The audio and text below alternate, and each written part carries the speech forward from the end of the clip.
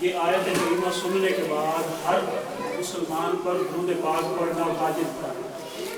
سب مل کر پڑھے اللہم صلی علی سیدنا محمد وعلی آلہ وصحبہ وسلم. یا خدا جسم میں جب تک میرے جان رہے، تجھ پہ صدقے تیرے محبوب پہ قربان رہے، تجھ پہ صدقے تیرے محبوب پہ قربان رہے. کچھ رہے یا نہ رہے یہ دعا ہے کہ امین، نزا کے وقت سلامت میرا ایمان رہے. کچھ رہے یا نہ رہے یہ دعا ہے کہ امین، نزا کے وقت سلامت میرا ایمان رہے. آج ہم بسلسلہ استقبال میلاد النبی صلی اللہ علیہ وآلہ وسلم اس خوبصورت محفل میں جمع ہیں. محترم نذیر احمد صاحب کے گھر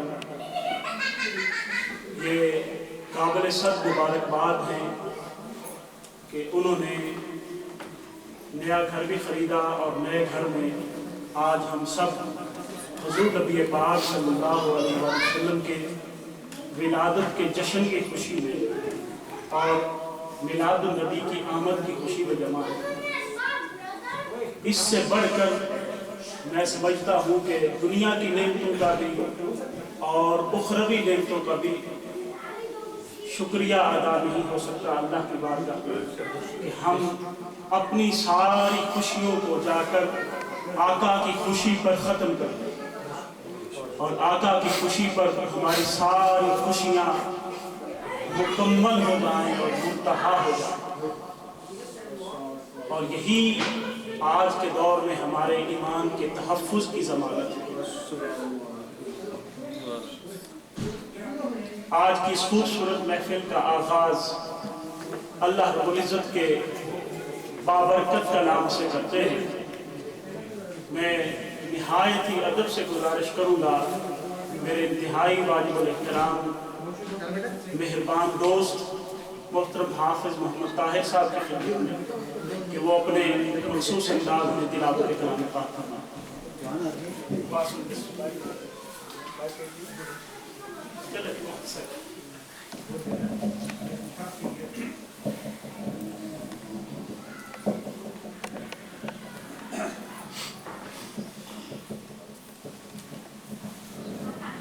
أعوذ بالله من الشيطان الرجيم. بسم الله الرحمن الرحيم.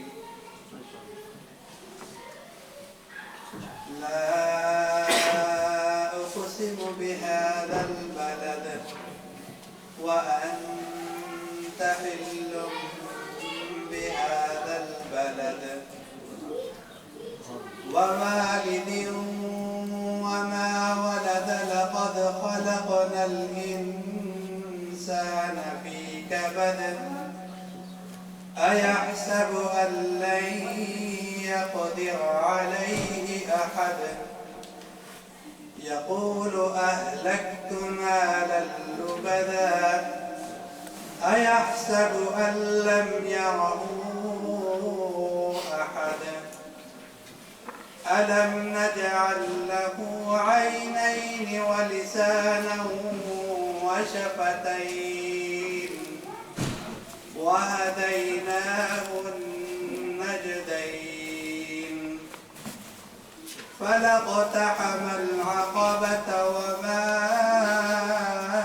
أدراك ما العقبة فك رقبة أو إطعام في يوم ذي مسغبة يتيما ذا مقربة أو مسكينا ذا متربة ثم كان من الذين آمنوا وتواصوا بالصبر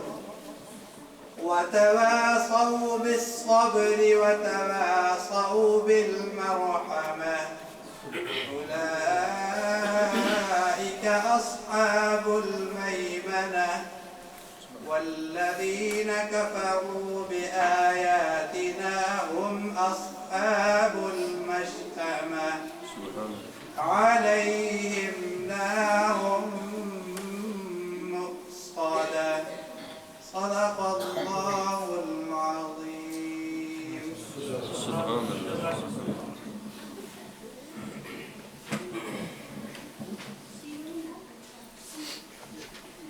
تلاوت کلام پاک آپ نے محترم حافظ محمد طاہر صاحب سے سماعت کی. سبحان اللہ، ماشاء اللہ، درود شریف کا ورد جو ہے آپ کا ساتھ ساتھ جاری ہے. آپ بھی محفل کا حصہ ہیں. اپنی زبان کو، اپنے دل کو، اپنے اذہان کو ذکر مصطفیٰ میں مشغول. ہم وقت نکال کر آئے ہیں تو ہمارا ایک لمحہ بھی ضائع نہ ہو. جتنی دیر بھی ہم یہاں پر بیٹھے ایک ایک لمحہ ذکر مصطفیٰ میں بسر ہو. محترم حافظ صاحب نے جو تلاوت فرمائی سورۃ البلد کی، اس میں در حقیقت اللہ رب العزت نے اپنے محبوب نبی مکرم حضرت محمد مصطفیٰ صلی اللہ علیہ وسلم کے ولادت کا ذکر فرمایا ہے. اس پہ میں بعد ازاں روشنی ڈالوں گا، مگر موقع کی مناسبت سے محترم حافظ صاحب نے وہ صورت پڑھی ہے، اس صورت کا انتخاب کیا ہے کہ اللہ تبارک و تعالیٰ نے قرآن پاک میں بے شمار انبیاء کی ولادت کا تذکرہ فرمایا ہے. حضرت آدم علیہ السلام سے لے کر حضرت عیسیٰ علیہ السلام تک ان میں سے بے شمار انبیاء کی ولادت کا تفصیل کے ساتھ ذکر فرمایا ہے. اور پھر سیدہ مریم علیہ السلام وہ خاتون خواتین جنت میں سے بڑا اعلیٰ مقام رکھتی ہیں. سیدنا عیسیٰ علیہ السلام کی والدہ ماجدہ وہ نبی تو نہیں ہے مگر ولیہ کاملہ ہے، نبی کی ماں ہیں. ان کی ولادت کا تذکرہ بھی اللہ رب العزت نے قرآن پاک میں ارشاد فرمایا ہے، اور تفصیل سے ایک ایک جز جس کا آپ ہمارے ذہنوں میں مطلب ہے کہ ہم جب پڑھیں تو اس میں سے نہ کوئی حلال کا حکم ثابت ہوتا ہے، نہ کوئی حرام کا حکم ثابت ہوتا ہے. شریعت کا کوئی ایک چھوٹے سے چھوٹا مسئلہ بھی اس سے ثابت نہیں ہوتا، مگر اللہ رب العزت نے اپنے مقربین کی ولادت کا تذکرہ اس حسین انداز سے بیان کیا ہے کہ پڑھنے والوں کو پتہ چل جائے اور سننے والوں کو پتہ چل جائے کہ جب تاجدار انبیاء علیہ السلام کی ولادت کا تذکرہ کرو تو ان کی ولادت کا تذکرہ بھی بڑے شوق کے ساتھ، بڑے جذبے کے ساتھ، ایک ایک جزئی کے ساتھ اس کو بیان کیا تاکہ یہ تمہیں پتہ ہو کہ اللہ کے نبیوں کی ولادت کا تذکرہ کرنا اللہ کی سنت ہے. سبحان اللہ. اللہ کے انبیاء کا ذکر کرنا بھی اللہ کی سنت، اور پھر ان کی ولادت کا تذکرہ کرنا بھی اللہ کی سنت ہے. میں چند نمونے دوران محفل انشاءاللہ تعالیٰ آپ کی خدمت میں پیش کروں گا. محفل کو آگے بڑھاتے ہوئے ذکر حق کے بعد ذکر مصطفیٰ کرتے ہیں لوگ. ذکر حق کے بعد ذکر مصطفیٰ کرتے ہیں لوگ، اپنے کاموں کی کچھ ایسے ابتدا کرتے ہیں لوگ. اپنے کاموں کی کچھ ایسے ابتدا کرتے ہیں لوگ. ذکر پر ان کے دیا کرتے ہیں ہدیہ قلب کا. ذکر پر ان کے دیا کرتے ہیں ہدیہ قلب کا. جہاں اپنی نام پر ان کے فدا کرتے ہیں لوگ. جہاں اپنی نام پر ان کے فدا کرتے ہیں لوگ. اب ہم اس نعت رسول مقبول صلی اللہ علیہ وسلم کی طرف بڑھ رہے ہیں جو نعت اللہ رب العزت خود پڑھتا ہے، اور وہ درود پاک ہے. وہ نعتوں کا شاہکار ہے، نعتوں کا سرتاج ہے درود پاک، درود و سلام. اور جس کا حکم اللہ رب العزت نے خود دیا ہے، اور وہ لا شریک ہے کہ نہیں، اس پر ہمارا اعتقاد ہے. وہ لا شریک ہے، مگر درود پڑھنے میں مخلوق کا شریک ہے، درود پڑھنے میں مخلوق کا شریک ہے۔ فرمایا ان اللہ و ملائکتہ یصلون علی النبی، بے شک اللہ رب العزت جب سے وہ ہے اس وقت سے اپنے ملائکہ کے ساتھ اپنے نبی پر درود بھیج رہا ہے، اور جب تک رہے گا درود کا یہ عمل جاری رہے گا، اس میں انقطاع نہیں ہے۔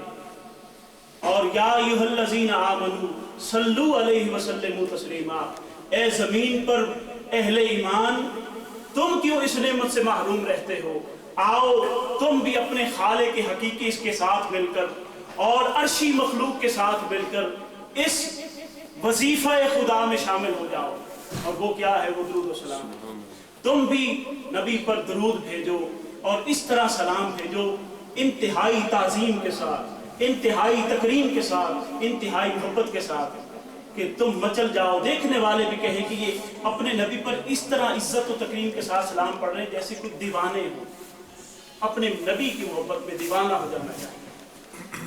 کسی نے درود و سلام کے بارے میں کیا خوب کہا، سنو کہ ساری ثناؤں کا ہے وقار درود، سنو کہ ساری ثناؤں کا ہے وقار درود، پڑھو کہ نعت نبی کا ہے شاہکار درود، پڑھو کہ نعت نبی کا ہے شاہکار درود، صفائے قلب کا ایک دل نشیں وظیفہ ہے، صفائے قلب کا ایک دل نشیں وظیفہ ہے۔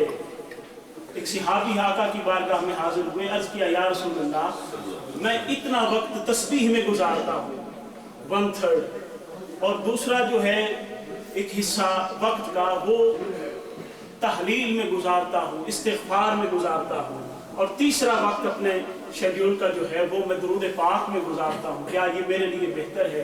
حضور نے فرمایا تیرے لیے بہتر ہے، اگر درود پاک اور بڑھا لو تو اور زیادہ بہتر ہے۔ اس نے عرض کیا یا رسول اللہ 2 حصے وقت کے میں درود پاک پڑھا کروں گا، 1 وقت میں استغفار کیا کروں گا۔ حضور نے فرمایا یہ بھی بہتر ہوگا، مگر درود پاک اور بڑھا لو تو اور زیادہ بہتر ہوگا۔ عرض کیا یا رسول اللہ سارا وقت درود پاک پڑھا کروں۔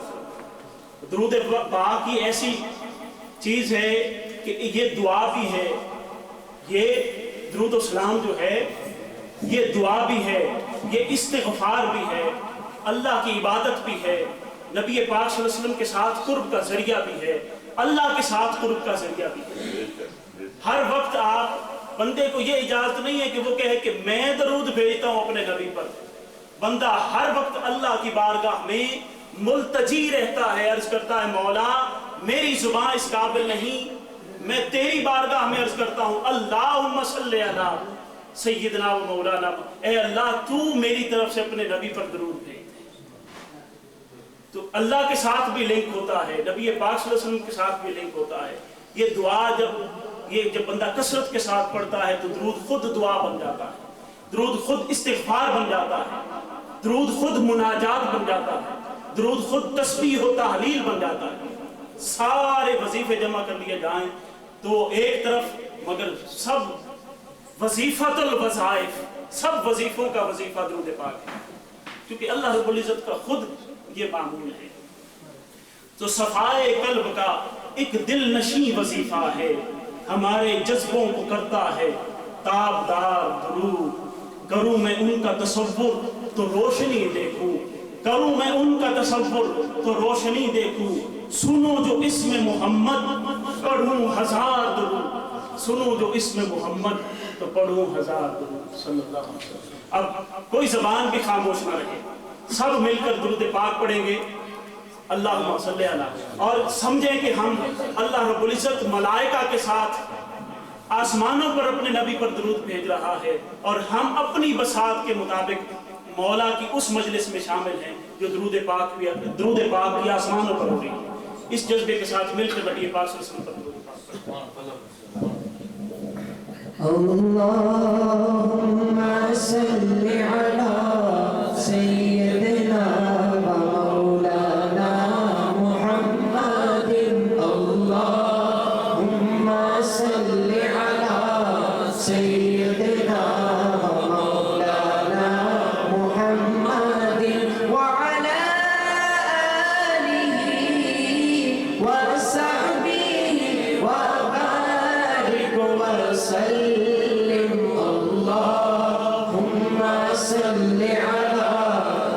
سیدنا مولانا محمد پوچھا کسی نے بولتا قرآن ہے کہاں پوچھا کسی نے بولتا قرآن ہے کہاں قرآن دیکھنے لگا صورت حسین کی اللہم صل علی سیدنا مولانا محمد اللہم صل علی سیدنا مولانا محمد وعلی آلہ وصحبہ وبارک وسلم اللہم صل علی سیدنا مولانا محمد سارے پڑھو درود اج سرکار آ گئے سارے پڑھو درود اج سرکار آ گئے دنیا کے دو جہاناں دے مختار آ گئے اللہم صل علی سیدنا مولانا محمد اللہم صل علی سیدنا مولانا محمد وعلی آلہ وصحبہ وبارک وسلم اللہم صل علی سیدنا مولانا محمد اللہم صل علی سیدنا مولانا محمد وعلی آلہ وصحبہ وبارک وسلم اللہم صل علی سیدنا مولانا محمد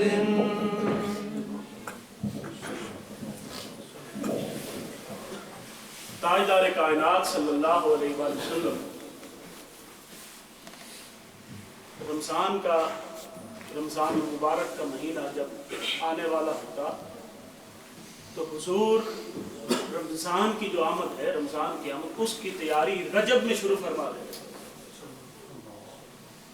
استقبال رمضان کے لیے رجب سے ہی تیاری شروع ہو جاتی اور حضور فرماتے کہ مولا اس رجب کو بھی ہمارے لیے برکت والا بنا اور شعبان کو بھی اور رمضان میں اور زیادہ برکت عطا فرما یہ دعائیں رمضان المبارک کی رجب المرجب میں شروع ہو جاتی اور شعبان میں تو نبی پاک صلی اللہ علیہ وسلم باقاعدہ روزے بھی رکھتے معلوم ہے آپ کو اور الترغیب والترہیب حدیث پاک کی کتاب ہے امام نووی اور بھی بے شمار کتابوں میں یہ حدیث پاک آئی صحاح ستہ میں سے حضور نبی پاک صلی اللہ علیہ وسلم نے اپنے صحابہ کو ایک مرتبہ ارشاد فرمایا صحابہ بیٹھے اور بڑے تعجب سے اظہار فرمایا کہ ماذا یستقبلون تمہیں پتہ ہے کہ تم کس چیز کا استقبال کرنے والے ہو کیا ایک بڑی عظیم چیز تمہارا استقبال کرنے والی ہے استقبال کے لفظ حدیث پاک میں استعمال کر مہینوں کا استقبال میں عرض کر رہا ہوں کہ ہم اس نبی کی آمد جس مہینے میں ہوئی جو نبیوں کے تاجدار ہیں جن کے تصدق سے اس کائنات کو سجایا گیا ہے جن کے تصدق سے آپ کا ہمارا وجود ہے جن کے تصدق سے ہمیں ایمان کی خیرات ملی جن کے تصدق سے ہمیں قرآن کی خیرات ملی جن کے تصدق سے ہمیں رمضان کی خیرات ملی ہے جن کے تصدق سے ہمیں اللہ کی معرفت ہوئی ہے شناسائی ہوئی ہے جن کے تصدق سے ہمیں توحید کا سبق ملا ہے اس نبی کی آمد کی بات ہو رہی ہے اور جس نبی کے تصدق سے سارے انبیاء کو نبوت اور رسالت عطا کی گئی اور ان انبیاء سے یہ وعدہ لیا گیا کہ اگر تمہارے دور نبوت میں ہمارا نبی آ جائے، ہمارا محبوب پیغمبر آ جائے، تو پھر تمہیں اپنی نبوت پہ قائم رہنے کا کوئی حق نہیں ہے، پھر اپنی نبوت سے دستبردار ہو کر میرے نبی کی امتی اور غلام بن کے ان کے پیچھے چلنا پڑے گا۔ اگر یہ وعدہ کرتے ہو تو تمہیں نبوت دیتے قرآن پاک میں، تو وعدہ کیا تو پھر ان کو نبی پاک صلی اللہ علیہ وسلم کے تصدق سے ان کو نبوتیں ملی، جن کے تصدق سے ساری کائنات کو سجایا گیا ہے۔ اور اللہ رب العزت حدیث قدسی ہے، اللہ رب العزت نے فرمایا لولاک لما خلقت الافلاک، اگر آپ کو پیدا نہ کرتا ہے حبیب تو میں یہ افلاک بھی پیدا نہ کرتا، اپنا رب ہونا ظاہر نہ کرتا۔ یہ تمام احادیث قدسی موجود ہیں، ذخیرہ احادیث میں۔ تو میں اس کر رہا ہوں کہ نبی پاک صلی اللہ علیہ وسلم استقبال کی بات کر رہے ہیں رمضان المبارک کے، فرمایا کہ ماذا یستقبلون، تم کس چیز کا استقبال کرنے والے ہو اور یہ کون تمہارا استقبال کرنے والا ہے؟ 3 مرتبہ یہ کلمات آقا نے دہرائے۔ صحابہ کہتے ہیں کہ ہم بڑے حیران ہو گئے، متحیر ہوئے۔ سیدنا عمر فاروق رضی اللہ تعالیٰ عنہ فرماتے ہیں کہ وہ کھڑے ہو گئے، عرض کرنے لگے یا رسول اللہ صلی اللہ علیہ وسلم کیا بات ہے، ایسی کیفیت کبھی طاری نہیں ہوئی، کوئی وحی کا نزول ہو رہا ہے یا کوئی ایسا عظیم واقعہ رونما ہونے والا ہے، ہمیں خبر دیجیے۔ حضور نبی پاک صلی اللہ علیہ وسلم نے فرمایا نہیں اے عمر سنو، ایک ایسا مہینہ آنے والا ہے کہ جب وہ طلوع ہوتا ہے اس کا چاند تو اہل ایمان، اہل قبلہ جو خانہ کعبہ کی طرف منہ کر کے نماز پڑھتے ہیں، جو اہل ایمان ہیں، اہل اسلام ہیں، وہ سارے اس مہینے میں جب پہلی شام کو پاتے ہیں تو اس کی پہلی شام ہی ان ساروں کی مغفرت کر دی جاتی ہے۔ سبحان اللہ، سبحان یہ اتنی عظمتوں والا مہینہ ہے، اتنی عظمتوں شانوں والا مہینہ ہے، اس لیے اس کے استقبال کی تیاری کرو۔ وہ آ رہا ہے، تم اس کے استقبال کے لیے تیار ہو جاؤ، اور وہ تمہارا استقبال کرنے آ رہا ہے۔ وہ اگر تمہارا استقبال کرنے آ رہا ہے اس کا مطلب ہے کہ اپنے آپ کو بھی تیار کر لو، وہ تمہیں آ کر ایمان کی اچھی حالت میں پائے۔ تو مہینوں کا استقبال کرنا نبی پاک صلی اللہ علیہ وسلم کی اس حدیث پاک سے ثابت ہے اور حضور خود کرتے تھے۔ اب مجھے بتائیں کہ یہ مہینے کی استقبال کی خبر اور رمضان المبارک میں اہل قبلہ کے سارے گناہوں کی بخشش، یہ خبر، بخشش کی خبر، مغفرت کی خبر کس نے دی ہے؟ ہمیں خود خدا نے دی ہے؟ نہیں، تاجدار کائنات صلی اللہ علیہ وسلم کی زبان سے ملی، جن کے تصدق سے بخششیں، مغفرتیں بانٹی جاتی ہیں۔ اور بخشش کا دروازہ بھی اللہ رب العزت نے اپنے نبی کے در کو بنایا ہے۔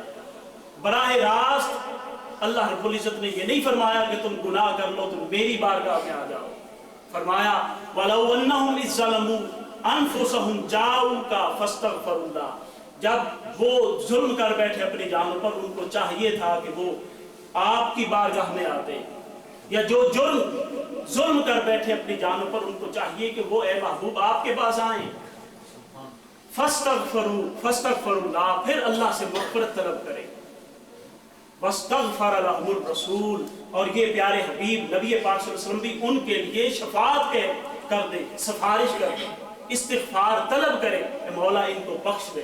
لَوَجَدُ اللَّهَ تَوَّابًا رَحِيمًا، قسم ہے، اللہ رب العزت فرماتے ہیں لام قسم ہے اور لام تاکید ہے، یہ اسی وقت اللہ کو تواب، توبہ قبول کرنے والا اور رحمتوں سے جھولیاں بھر دینے والا اور رحمتوں کے دریا بہا دینے والا پائیں گے۔ اب یہ نبی پاک صلی اللہ علیہ وسلم کی یہ خبریں ساری کس نے دی ہیں؟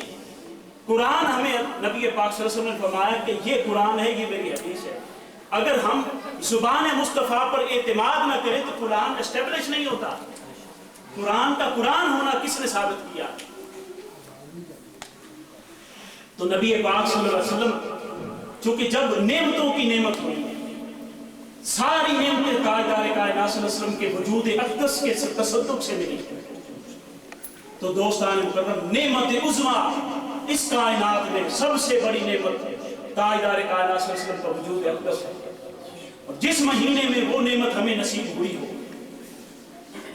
تو وہ وقت بھی ہمارے لیے نعمت ہے، وہ وقت بھی ہمارے لیے نعمت ہے، وہ مہینہ بھی ہمارے لیے نعمتوں کا مہینہ ہے، برکتوں کا مہینہ ہے۔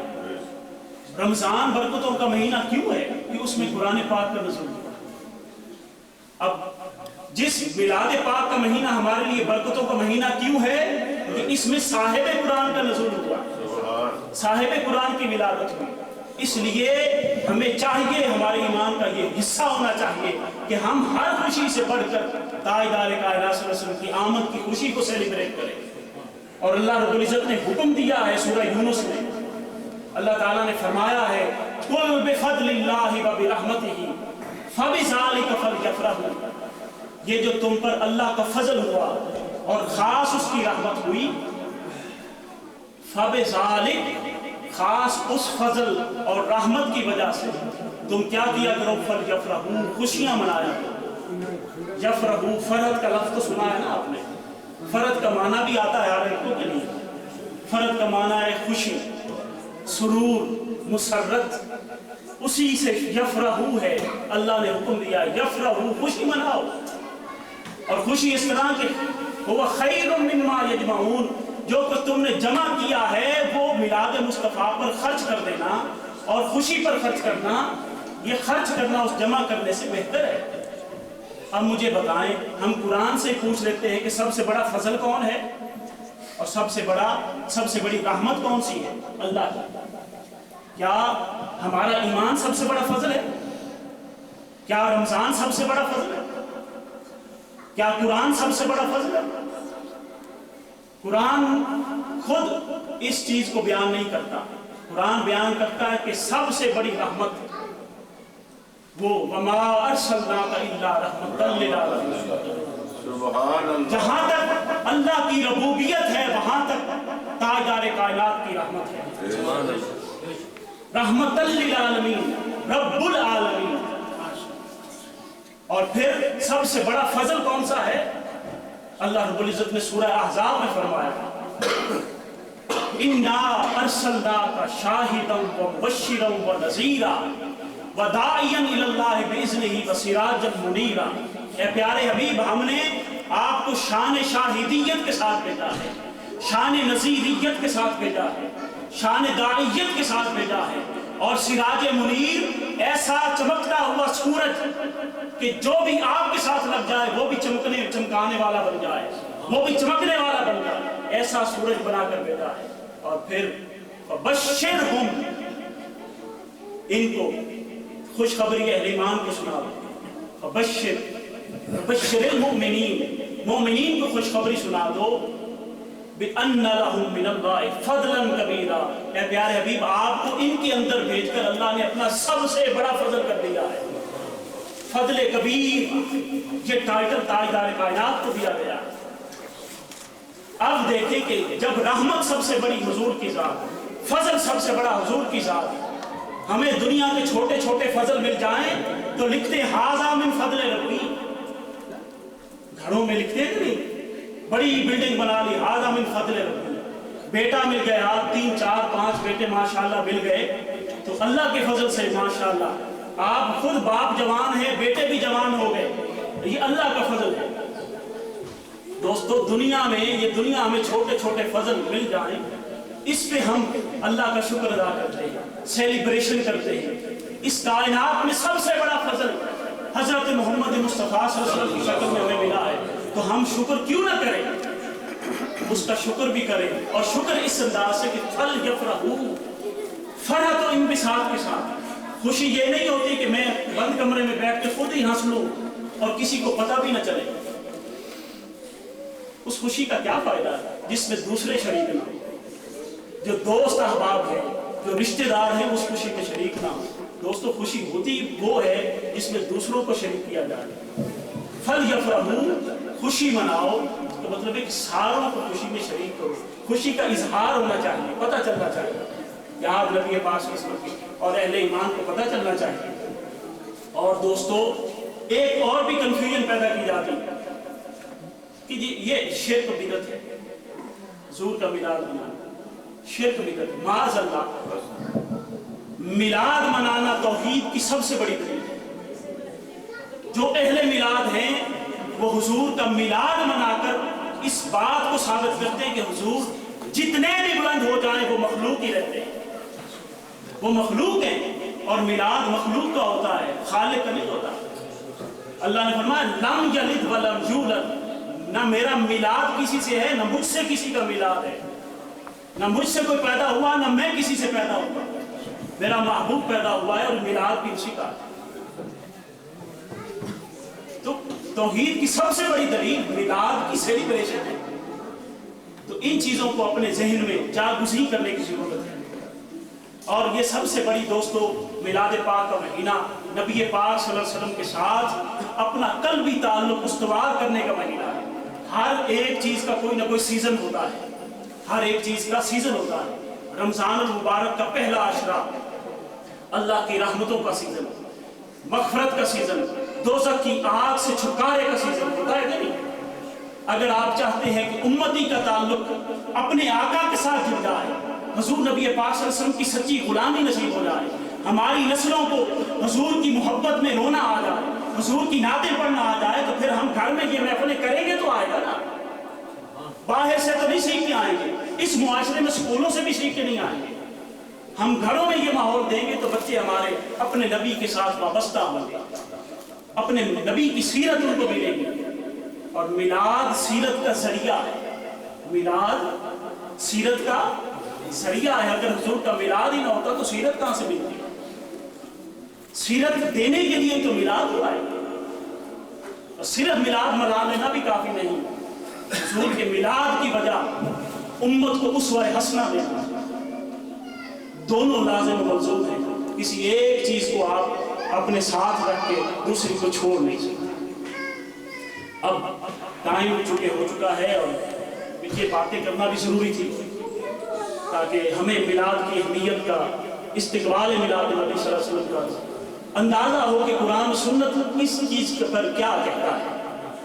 اب ہم ہمارے انتہائی واجب الاحترام دوست جو پاکستان سے تشریف لائے، دنیا جن کو حسان منہاج کے نام سے یاد کرتی ہے، آپ کی جانی پہچانی شخصیت، کیو ٹی وی کے معروف نعت خان، پی ٹی وی کے، پرائم ٹی وی کے معروف نعت خان، ثنا خان رسول صلی اللہ علیہ وسلم ہمارے پاس تشریف فرما ہے۔ محترم محمد افضل و شاہ، ہمارے لوکل حضرات بھی، محترم سید واصف علی شاہ صاحب، محترم منیر صاحب تشریف فرما ہے۔ ان کو میں نے آگے بلا کے بٹھایا ہے اپنے حصول برکت کے لیے۔ ثنا خان رسول ہیں، کلام ہم ان سے سنیں، تو آپ کی توجہ، آپ کی انوالومنٹ، آپ کی محبت، آپ کا جذبہ بہت درکار ہے۔ بڑے فورس کے ساتھ مل کر، سارے مل کر پڑھیں۔ محترم محمد افضل شاہی۔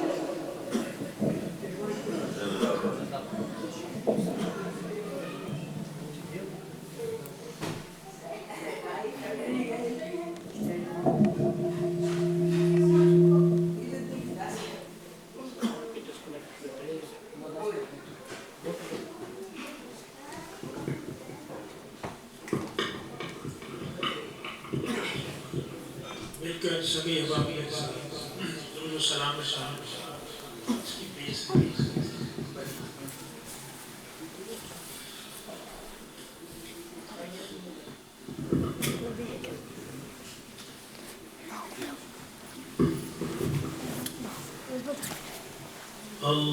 اللهم صل على سيدنا مولانا محمد، اللهم صل على سيدنا مولانا محمد، اللهم صل على سيدنا مولانا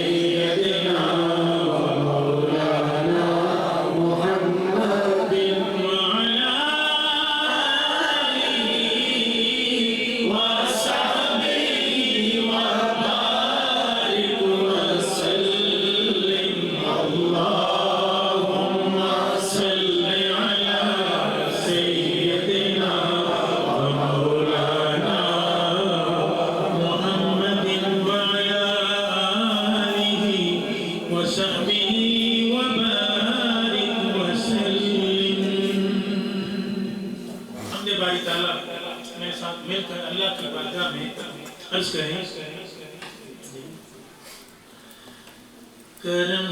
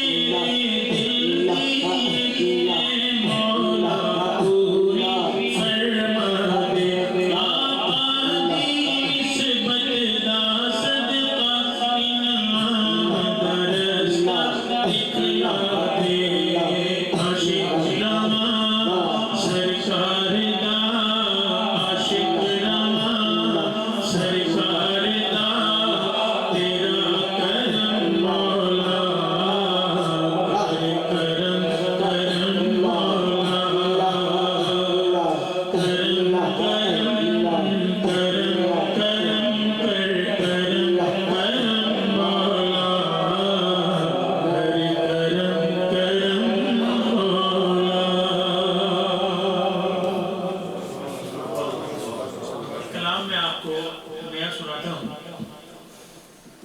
اردو میں وہ کلام ہے